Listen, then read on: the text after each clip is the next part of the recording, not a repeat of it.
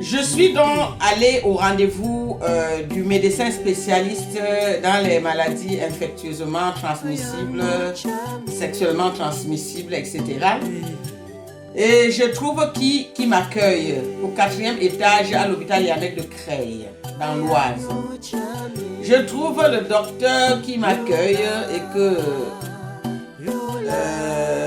je m'abstiens d'appeler son nom. Si oui, je lui dirais en guise de pseudo, je lui disais, je trouve l'autre bienfaiteur de mon époux, son autre bienfaiteur, et vous allez comprendre pourquoi. Mon médecin qui m'avait fixé rendez-vous à 9h le jeudi, ce fameux jeudi du mois de novembre 2002, à son cabinet à l'hôpital Léanec de Creil.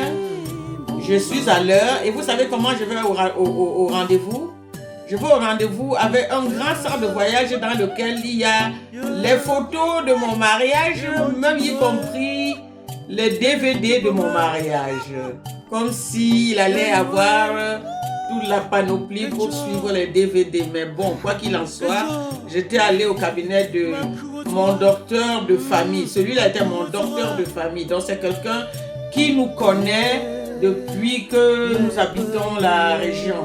Ok. Et c'est lui qui me reçoit dans son cabinet en me disant « Sois les bienvenus dans ton nouveau monde. » J'ai dit « Mais qu'est-ce que vous voulez dire par là ?» Ben, je vous souhaite les bienvenus dans votre nouveau monde, puisque c'est la première fois que vous arrivez au 4e étage, n'est-ce pas? Cependant, les 4e étages avaient la réputation d'être le service des gens séropositifs et sida et tout ce qui s'ensuit. Moi, une mère de famille, moi,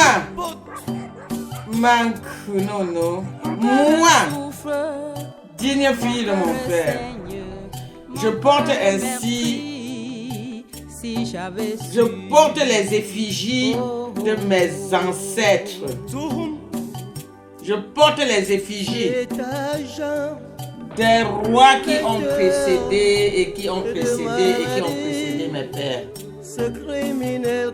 J'ai besoin de leur force pour tenir pendant que je puise dans ces souvenirs qui ont détruit ma vie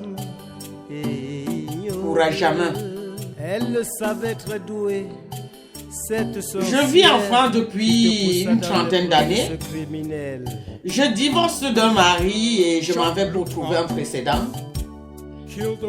Et voilà que j'ai plutôt toqué à la porte de l'enfer.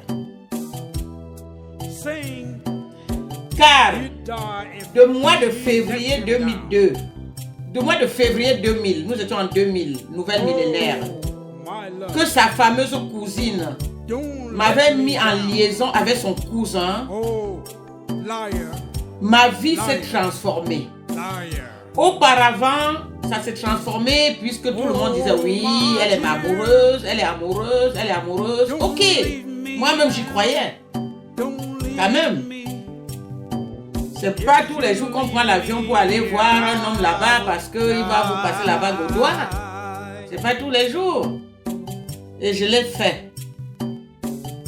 Donc vous comprenez pourquoi le mariage tant attendu a l'air d'être gâché par l'annonce d'une nouvelle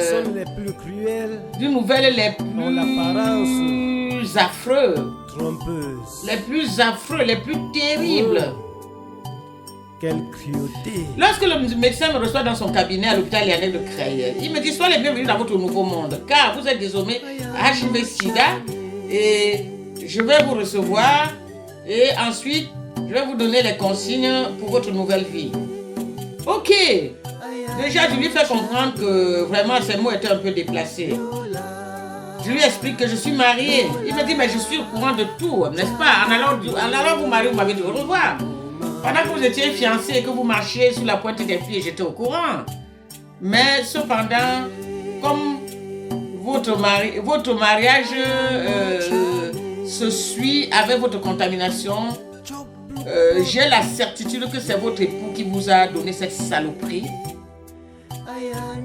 Et je ne peux que vous conseiller en tant qu'une patiente depuis des longues années que malheureusement la maladie, là où heureusement vous êtes HIV-Sida, les contraintes seraient que vous allez devoir refaire votre vie, sachant que bon, c'est quand même des contraintes dans la vie de tous les jours, mais en réalité on vit avec, on ne meurt plus, on se soigne.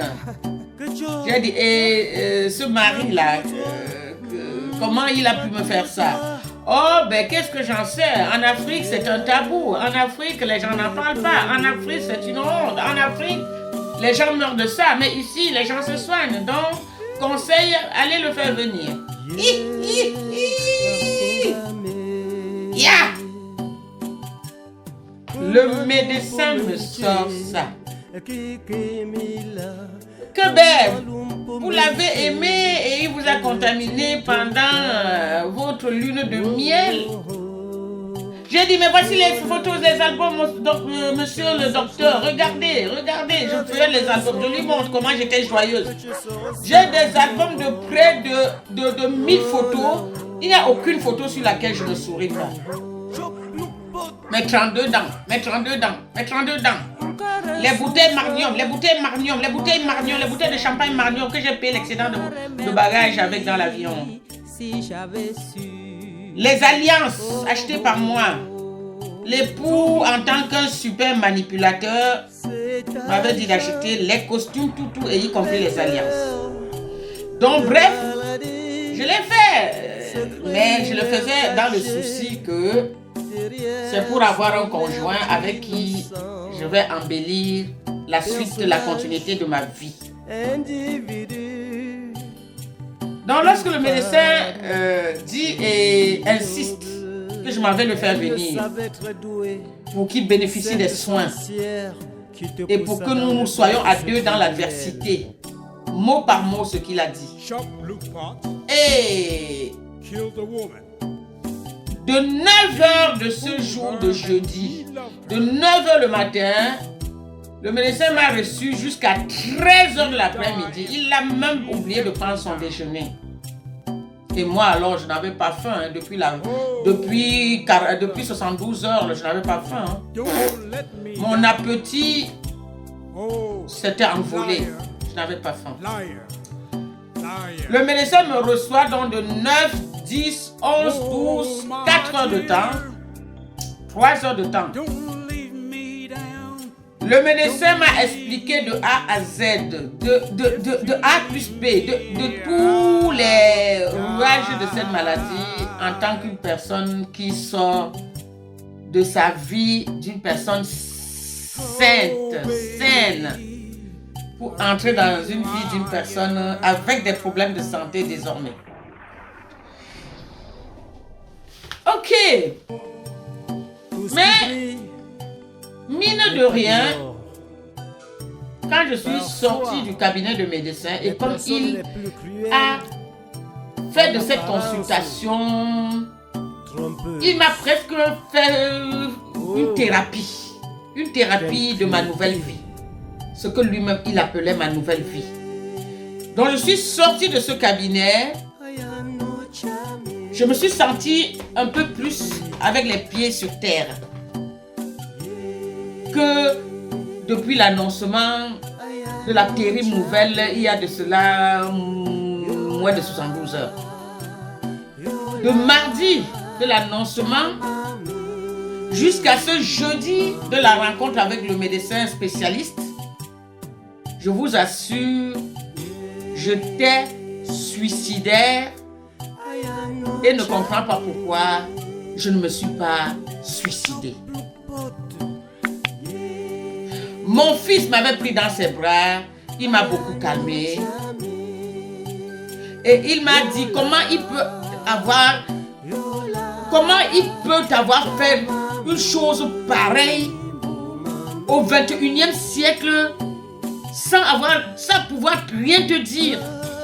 Rien te dire, ce mari pour qui tu t'es dévoué corps et âme pour lui depuis que tu le connais. Depuis que tu le connais, quand tu n'as pas assez d'argent pour payer le billet d'avion, nous te complétons l'argent pour payer le billet d'avion pour aller le voir. Ah oui. Ah oui. Sur les près de 200 000 euros que j'ai dépensés, de 2000 que j'ai rencontré cet homme, en 2008 qu'il m'a abandonné, je prends ma calculatrice, je ne suis pas loin de 200 000 euros.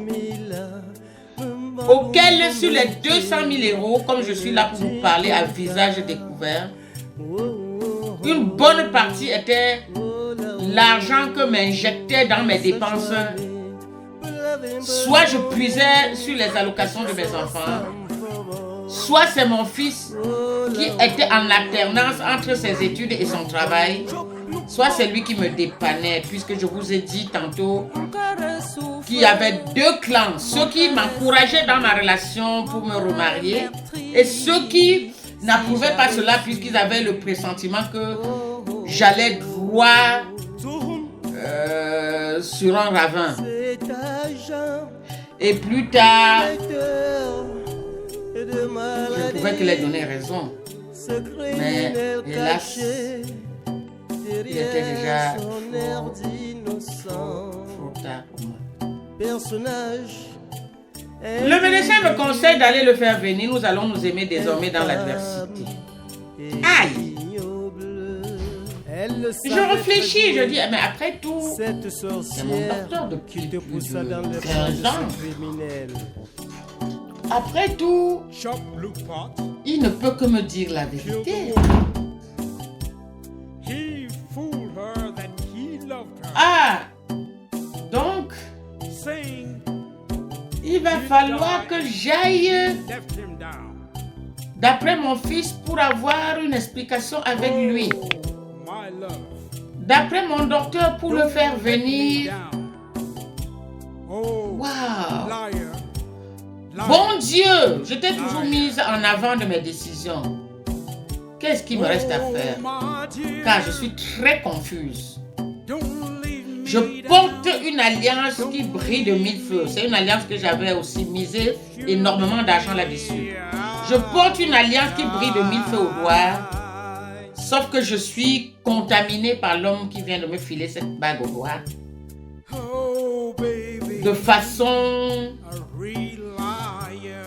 les plus inattendues puisqu'il ne m'a des problèmes de santé.